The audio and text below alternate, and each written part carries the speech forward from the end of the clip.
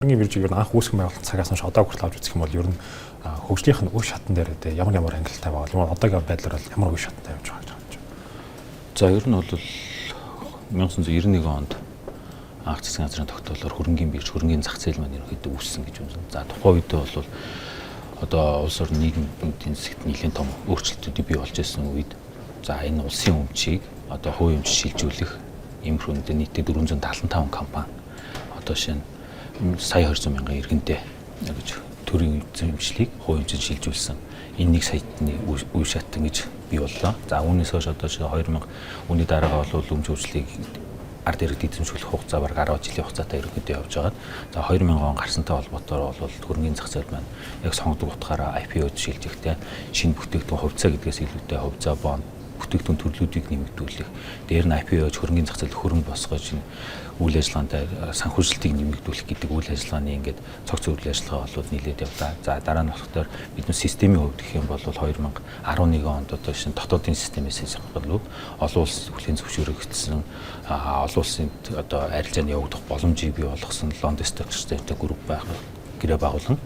За одоо системийн шинжилгээний асуудлуудыг явагдсан гэдэг ийм цаг хугацааны үйлчлэлтэй явж байна. За тэгээд 2022 оноос ахуулаад одоо банкны реформ, банкны IPO-ийг үүний дагуу дараагаар хахтар засгийн газрын тогтоолоор бас уул уурхайн биржийн тухай хуулийн дагуу уул уурхайн биржийн бүтээгдэхүүнийг бас арилжах экспортын зорилттой Jones Нүүрс гэдэг бүтээгдэхүүнийг зарсан иймэрхүү циклтэй л одоо өнөөдөр 35 жилийг өнгөрүүлээд байна. Хөрөнгөний бирж байна. Тэгэхээр хөрөнгөний зах зээлийн арилжааны системийг харж байгаа. Ер нь цаашдаа одоо ирэх ойрын хугацаанд байна. Дунд хугацаанд ч 5 жилийн хугацаанд ямар их төлөвлөгөө ажлыг ер нь бол батлаад байгаа бол. За систем ер нь бол биднээс бол заах арилжааны системээс эхлээд ерөнхийдөө арилжааны систем маань биднээс 2011 оноос эхлээд 10 гаруй жилийн хугацаанд явж байна. За мэдээж тодорхой хэмжээний шинжилэл сайжруулалтыг хийж байгаа. За өнөөдрийн байдлаар биднээс арилжааны системээ бүрс шинжилэн байдлаар олон улсын нээлттэй тендер зарлагдаад ингээд процессын үйл ажиллагаанд явж байна. За биднээс энэ ондоо багтаагаад энэ шинжлэхийнхээ дараагийн шин төвшөнд төрсэн арилжааны системийг хөрөнгөний биржтэй нэвтрүүлэх юм ажиллагаа явагдаж байна. Тэгэхээр сүүлийн үед мэдээж төрийн өмч компаниудыг ер нь хоршлох талаар нэлээд асуудал яригдж байгаа. Тэгэхээр эдгээр компаниудыг авч үзэх юм бол нэлээд өндөр үнэлгээтэй компаниуд байгаа. Тэгэхээр хөрөнгөний бирж арилжааны дэд бүтцийн байгууллагууд ер нь бол эдгээр арилжааг ер нь хийхэд ер нь системийн талаас ер нь бэлтгэл хангалттай ажил хэр явж байгаа. За яг арилжааны систем өнөө хөрөнгөний бирж маань бол ерөнхийдөө бол дэд бүтц буюу арилжааны системийн байгууллага. За тэр утгаараа биднээс бол хилцэл баталгаажуулах, төлбөр тооцоог хувьцааг нь хадгалах ийм үйлчлэгийг болох төр арилжаа болон төлбөр тооцооны байгууллагатайгаа нийлээд ингээд хэрэгжүүл брокеринг компанид нийлээд хэрэгжүүлээд явж байгаа.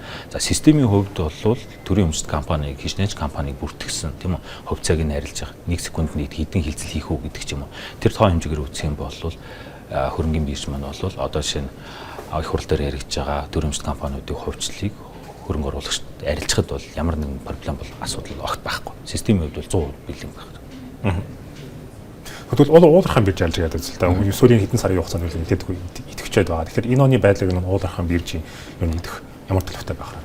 За уулуурхайн бирж маань болох тэр 23 оноос ерөнхийдөө эхлээд бол биднээс нийтдээ нэг 4 төрлийн бүтээгдэхүүн 68.2 сая тонн бүтээгдэхүүнийг биднээс нийтдээ нэг 24 их 80 төгрөгийн арилжаа хийгдсэн байна. За яг бүтээгдэхүүн төрлүүдийг тоо хэмжээг нэмэгдүүлэх төрийн өмчт компаниудынхаа төрийн өмч болон одоо нэг хөрөнгөний биржээр арил болох зарыг гэсэн бүтээгдэхүүнүүдийг тоо арилжааг нэмэгдүүлэх худалдагч компаниудыг нэмж бүртгэх ийм асуудлууд явж байгаа. Яг зүгээр мөн ханшийн хувьд бол олон улсын жишгээд агаад за ерөнхийдөө суур үнийг тогтоогод тэрнээс л одоо биднээс айлгал дуудлага худалдааны зарчмаар үнийг өсгөх байдлаар л ингэ явж байна.